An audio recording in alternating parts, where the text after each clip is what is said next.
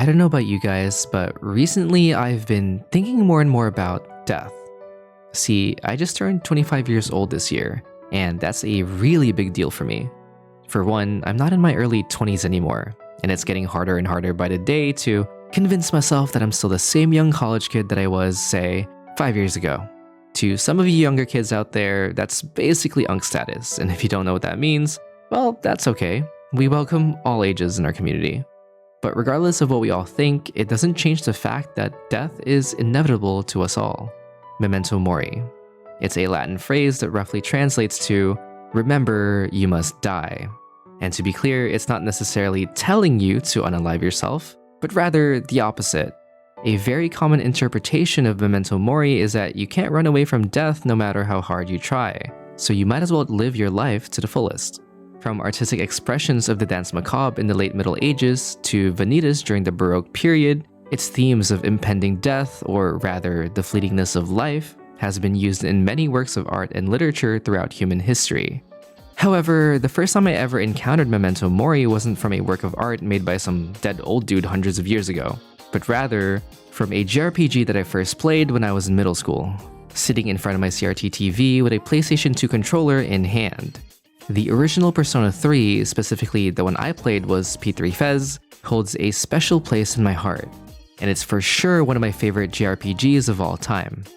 As such, it's a no-brainer that I'm also a really big fan of the 2024 remake Persona 3 Reload, a game that I played and beat just last year. And it got me thinking, why does the story of Persona 3, along with its darker themes, still resonate so strongly with me to this day? My name is Andre, and let's talk about Persona 3 Reload.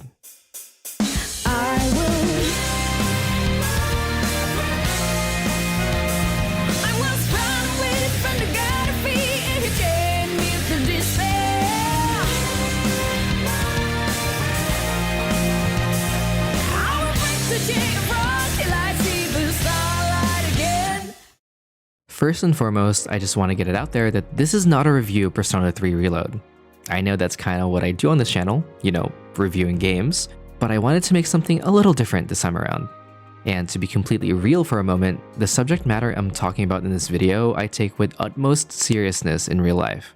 At any point, if this video becomes a hard watch for you, please feel free to click away. I won't be sad, I promise. Alright, let's get back on topic. I'm gonna be spoiling the shit out of the main story of Persona 3 Reload right about now, so do what you gotta do and proceed at your own risk. Time waits for no one. All are equal in its flow, all lives born to their ends. In other words, Memento Mori. From blood puddles and humans transmogrifying into coffins during the dark hour, to showing a teenage girl putting a gun to her head, Persona 3 does not shy away from the idea of death. And it even introduces some darker, more jarring subject matter like self-harm and suicide in the first couple of minutes of the game. When we meet our main character, or the MC for short, he seems nonchalantly unperturbed by the dark hour, even though it's implied that this was his first time experiencing it, given his inner dialogue when you interact with the environment during free roam. The dark hour is a significant plot element in Persona 3. It serves as a metaphor for the inevitability of death, a fear we often hide away from the rest of society. Much like how the dark hour is a hidden pocket of space and time that reveals itself only to those who come to terms with their own mortality. Maybe the MC is just a really chill guy, but his stoic reaction to everything that would cause alarm bells to ring in others' heads tells me otherwise. And disclaimer, I'm no mental health expert. I'm not a therapist, a psychiatrist, a psychologist, whatever else is I'm missing, so take my words and psychoanalysis with a grain of salt. But even my two brain cells can tell that the MC is going through some shit. When the MC arrives at Iwatoidai dorm after taking a nice, leisurely stroll to the dark hour-laden city, he meets a creepy little boy named Pharaohs. At this point, I thought the MC must be on crack or something because he is just so apathetic to everything happening around him. Eventually, he casually signs a contract by the teleporting ghost boy without even reading the fine print, marking the beginning of the end in Persona 3 Reload, both literally and figuratively. Now, at this point we've established that Memento Mori is a quintessential theme in Persona 3. Without it, the game just wouldn't be the same, so it's important to take a look at how the game represents it as an idea. And I don't just mean how their game represents Memento Mori narratively, but rather visually. After all, it's primarily a symbolic trope that serves as a constant reminder of death, and Persona 3 adapts this age-old idea and makes it culturally significant in our modern era. And, in my personal opinion, it's definitely more relevant in certain parts of the world than others. That's why, today, we're gonna talk about guns.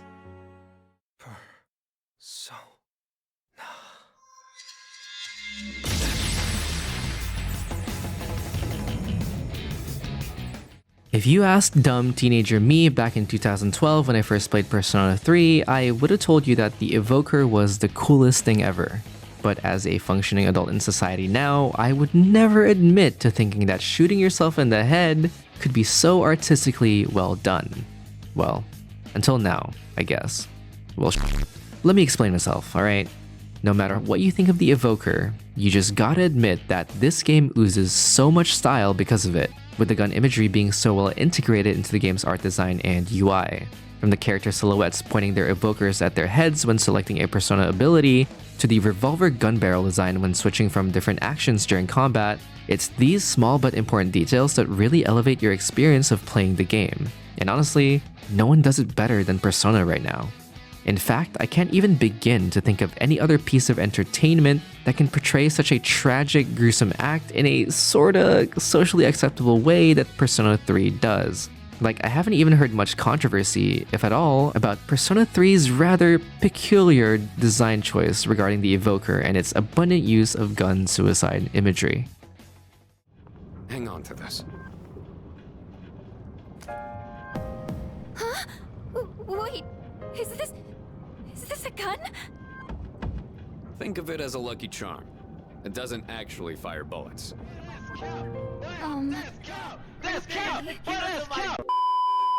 This user on a gaming forum does mention that there's a mild difference in marketing between Persona 3 Reload's Japanese and Western releases. Namely, Atlus minimized showing any sort of imagery relating to self-harm and/or suicide in its English trailers. Whereas the Japanese trailer explicitly shows our main characters shooting themselves in the head to summon their personas, the Western trailer implies the act instead, cutting the footage before showing it actually happening in-game. To my knowledge, any attempts to sanitize Persona 3 only happen in its trailers and marketing, and it's honestly pretty minimal. In other words, the game we got here in the West is the exact same game that was released in Japan. There were no deleted scenes, censored and altered gameplay, or anything of the sort. After all, no matter how taboo or tasteless the subject may be to some, the gun motif and its use is integral to Persona 3 Reload's identity as a video game. If you ask me, I think it's incredibly important to note that Persona 3 originates from Japan, a country that has very, very strict gun control laws.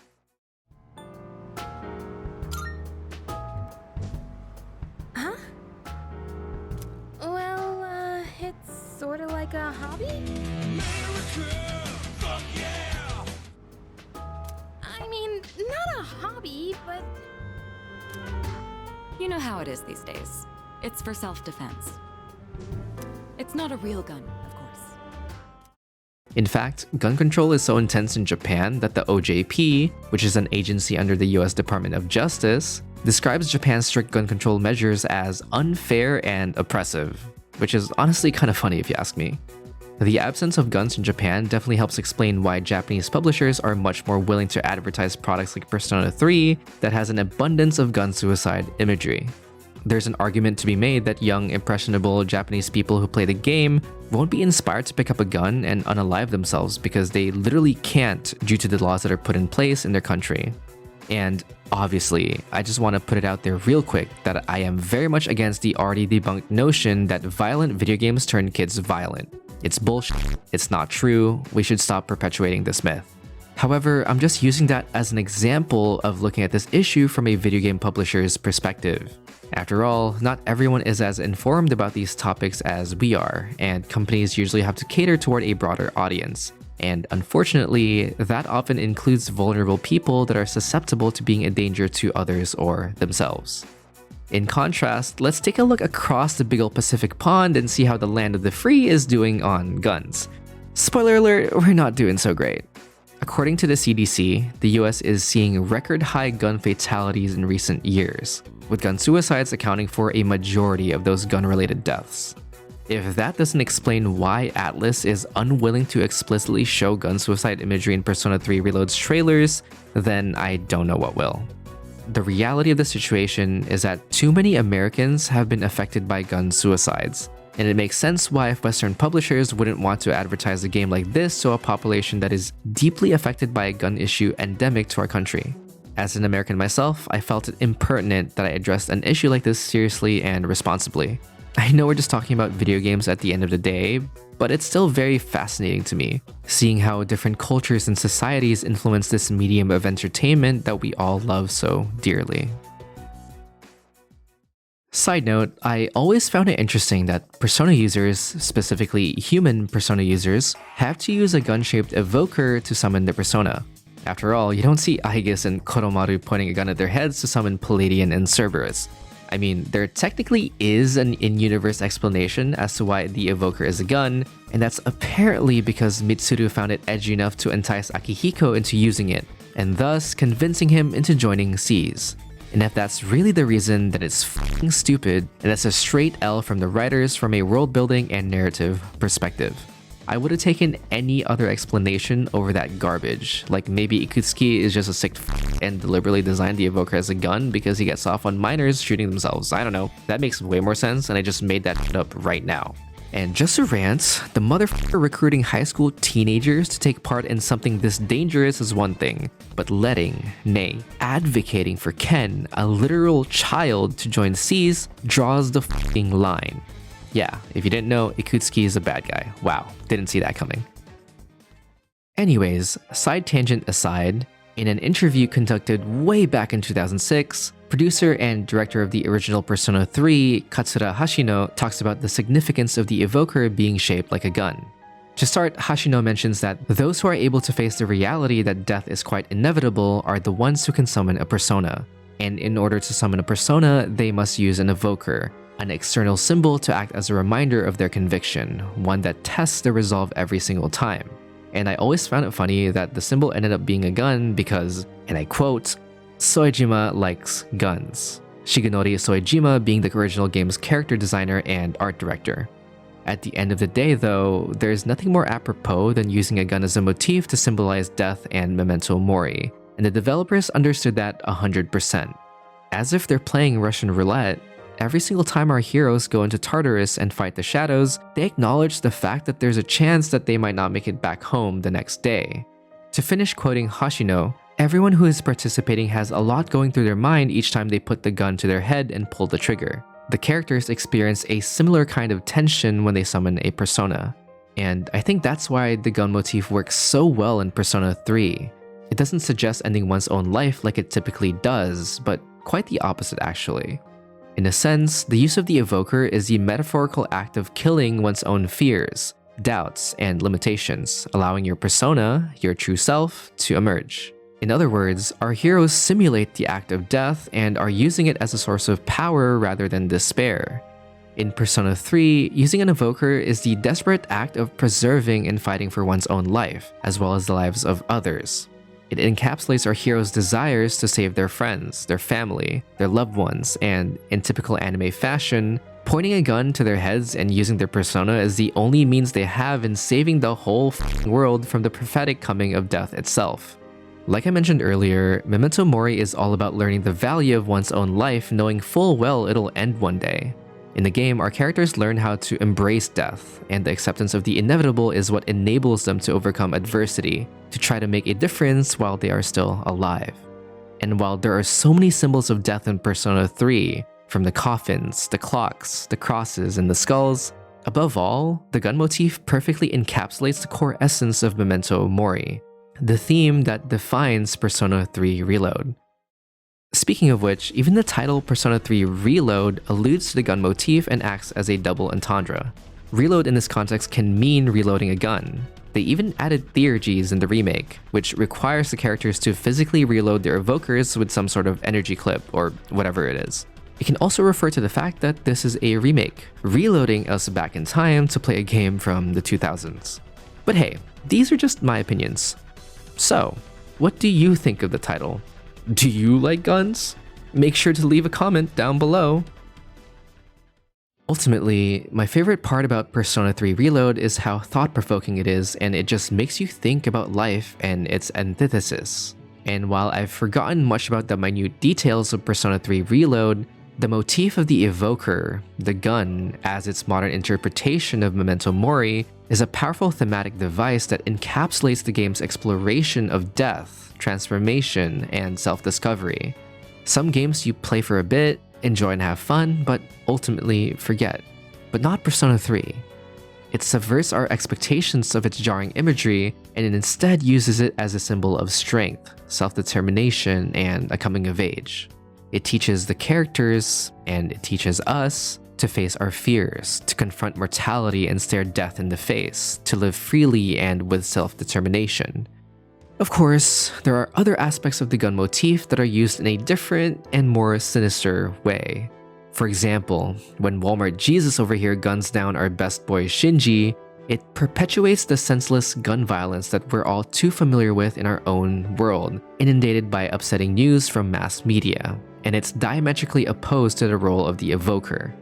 And while I don't cover that specific topic in this video, if you want me to explore more aspects of Persona 3, like the role of Strega and Nyx, and how they relate to philosophical schools of thought such as nihilism, and how that connects with the game's narrative and gameplay, please let me know in the comments down below. And while you're at it, like and subscribe if you want me to make more content like this in the future. Persona 3 often gets called the darkest and most depressing mainline Persona game. And while it certainly earns that title in terms of its themes and subject matter, I think many people will find that it can also be surprisingly uplifting, hopeful, and even awe-inspiring. And I hope this video helped shine a light on that side of Persona 3 Reload as well. As usual, thank you for watching, and I'll talk to you guys in the next one. Peace. Why do you look so scared? Death is nothing to be afraid of. What are you talking about? Dying just means you won't wake up tomorrow. That's all. What the hell are you saying? You don't really mean that, do you? Junpei? I don't want that. You hear me, Chidori? I don't want you to die. Junpei.